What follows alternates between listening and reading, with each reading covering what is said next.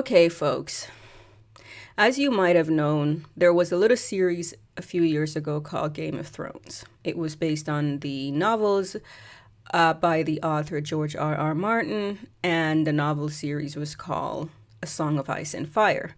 Say what you want about the first or the last 3 seasons of Game of Thrones, but the first 5 seasons were brilliant. And as they were rooted heavily in Martin's actual work, whereas the last 3 seasons were not. But a beautiful thing about Game of Thrones is it gave fantasy some respect. Ever since Game of Thrones became a hit, Jeff Bezos has put the notice out there that he wants Amazon to have its own version of Game of Thrones. Not just Jeff Bezos, but basically fantasy and science fiction became lucrative. The stuff of streaming services, especially HBO as well, have been all trying to find their very own Game of Thrones. There have been many trial and errors. Many trial and errors. Shadow and Bones, The Wheel of Time, The Witcher, Carnival Row, all these other shows, even the Foundation series, you name it, there has been a ton of science fiction and fantasy IPs that have been getting made. That's a good thing, right? Great stuff. It's a great era for science fiction and fantasy. There's only one problem. Most of it isn't very good. Now you can point to numerous reasons why: bad plotting, poor writing, poor character development, and the actual truth that not all science fiction and fantasy properties make good TV shows and movies.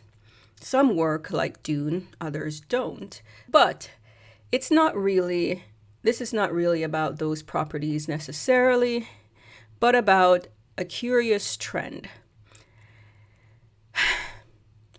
I have said this before, that Game of Thrones is an exception to the rule when it comes to science fiction and fantasy properties.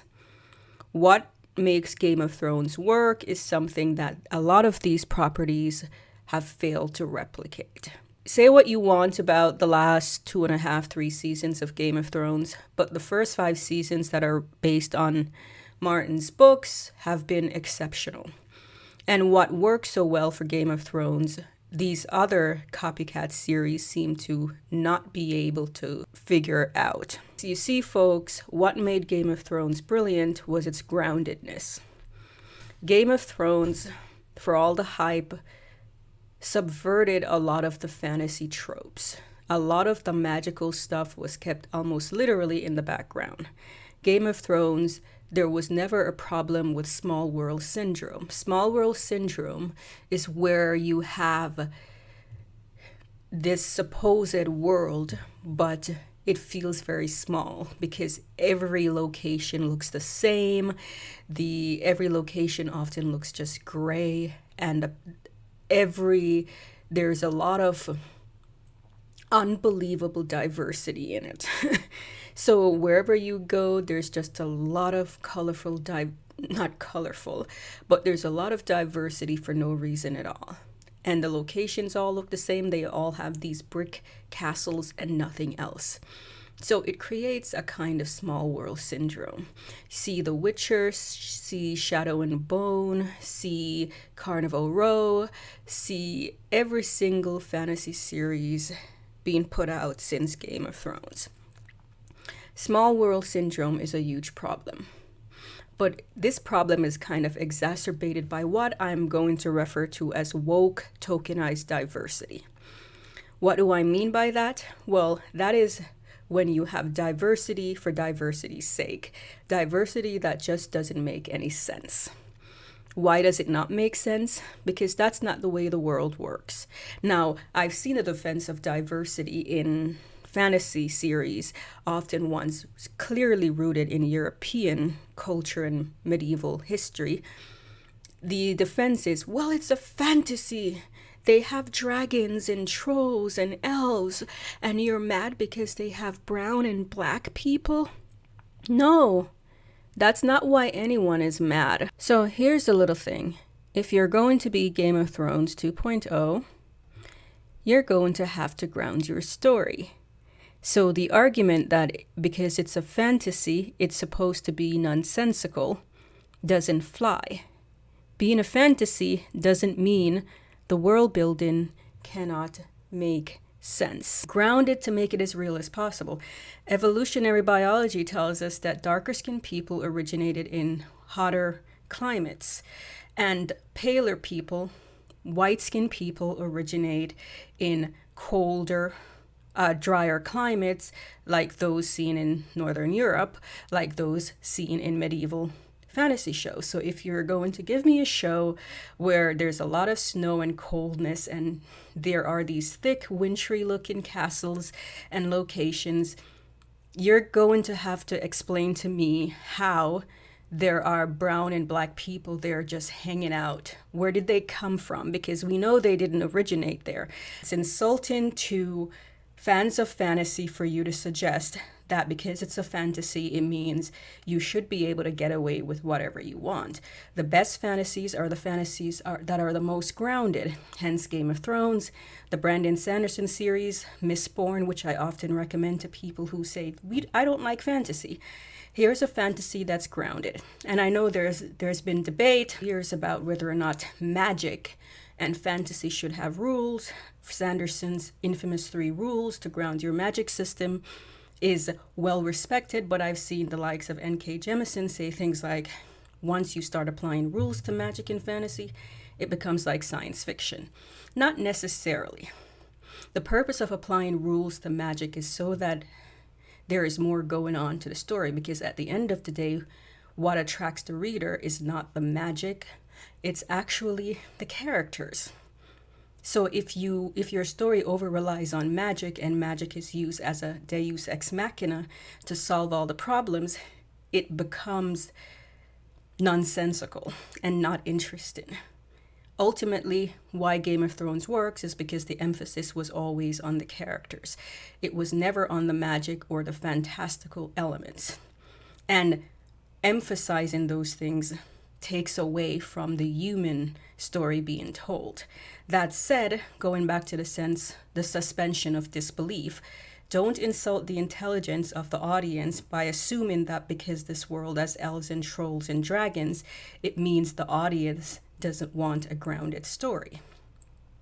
You can have a world with elves and trolls and dragon and still make it grounded. Again, Game of Thrones. It doesn't mean because it has elves and trolls and dragons, you should throw everything out the window in terms of realism. Once again, the best fantasy series are the ones that are grounded in realism. And there are certain aspects that you can use to ground your story, and one of them is race. Even among the magical races, there should still be believability. So in one of my stories, for example, I have 2 races of elves. One race of elves are the northern elves, who originate in a climate that is very cold and icy. It's an ice world. It's a world of snow and ice. And so these elves are naturally paler skinned because that's where they originated. In my other elves, on the other hand, live in what are known as the woodlands, and it's a tropical zone. So these elves are more brown. This is kind of how evolutionary biology works. It makes your story far more believable that this world can exist. Having elves and trolls and dragons should not ever be used as a justification to not ground your story or to dismiss criticism that it's not believable, to just have tokenized diversity for diversity's sake. And it's not that you cannot have brown and black people in these medieval European settings. You can, but it still has to make sense. So for example, in Wheel of Time, they just have brown and black people, but there's no explanation why they exist in this very European-centric world or European-based world with snow and ice and that kind of stuff. It could easily be an explanation like, 200 years ago, their ancestors crash-landed on our shores and they've never left. Something like that could make a lot more sense. In The Witcher, I know there was talk about a conjunction of spears. So literally the world of the humans crash landed on the world of the magical folk. And that makes a lot of sense why there would be diversity in the show, although it's not really truly explored. But it would make a lot of sense if the human world crash landed on the magical world and it brought with it all kinds of human beings. Although it doesn't really explain things like darker skinned elves. And I mean, in the European type world, again, it would still need to make evolutionary sense.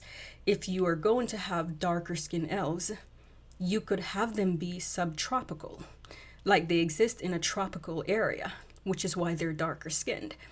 But just having them hang around in this icy cold climate and you're trying to convince people, oh, they originated there, doesn't make any sense. Even magical mythical creatures should still abide by some kind of realistic evolutionary biology. And this is only when they make sense. Anyway, that's really what I wanted to say about this, because saying it's a dismissing criticism of tokenized diversity by saying, oh, it's a fantasy, it has elves and trolls, so what's the big deal if it has humans? One, humans are not the equivalent of elves and trolls and dragons technically. And two, most people reading fantasy understand that they expect to see elves, trolls, and dragons and magical creatures and magic. They know that. But having those things and expecting those things doesn't mean that they are stupid and that the story shouldn't be grounded in some element of realism. Again, the suspension of disbelief. You go into a fantasy series ready to suspend your disbelief, but often if there are disruptive elements in that story, it can take you out of that. So it no longer is a kind of submersive, immersive experience. You're supposed to suspend your disbelief. And having humans, real people, in these stories whose existence in these locations don't make sense, at least it's never revealed in any logical way, does in fact disrupt the story. But here's my favorite quote. It felt only natural to us that an adaptation of J.R.R. Tolkien's work would reflect what the world actually looks like. E.P. Lindsay Weber said of the diversity backlash the Lord of the Rings series has gotten, Tolkien is for everyone. Again, conflating two completely different points here. Tolkien is for everyone. Anyone can read Tolkien. Anyone can love Tolkien. But it's one thing when everyone read and love Tolkien for what Tolkien actually writes or wrote, versus when people feel the need to project and insert their interpretation of Tolkien as opposed to letting the work speak for itself. It felt natural to us that an adaptation of Tolkien's work would reflect what the world actually looks like. This doesn't make any sense to me. It doesn't. Anyway, really, my voice is breaking right now, but really what I want to say is this is woke tokenized diversity that makes no sense. Will I be checking this series out? Yes. Do I think it will have the same lackluster kind of underwhelming feel as Wheel of Time, Shadow and Bone, and the rest of these other series? Yes, this feels like a stretch. The diversity here feels as if it will fit into the small world syndrome. This is small world syndrome diversity. This is not real diversity. It's small world syndrome diversity where there will be a story that's clearly set in a medieval European world, or a pre-medieval European world rather, and it will have a lot of random brown and black people just kind of coexisting with no real reason. Taking a European history setting and claiming that it's supposed to reflect the world is erroneous and dishonest. What the world actually looks like is not the same as what Tolkien envisioned. Tolkien was not writing about the world at large. He was writing about Europe. Europe. He was not writing about the known world of Africa and Asia. He was writing about Europe. So Tolkien's work is supposed to reflect that, not reflect modern revisionist history and ideas and insertions. When you're doing your first sneak peek with Vanity Fair, I think we can safely assume you don't understand your target demo for something based on Lord of the Rings, and the odds of it sucking go way up. I completely agree with this because Vanity Fair is old school mainstream media publication. That's not where the audience for something like Lord of the Rings is. If these people really wanted to appeal to the actual fans, they would go to the YouTubers who are obsessed with this. Give it to just some guy. He knows what he's talking about. But they are not going to where their audience is. They're going for mainstream, old school appeal. But this is not where the audience is. It is not. This is really all I'm going to say about this. This is not true diversity. There are better options, and I think people need to do better. Do better.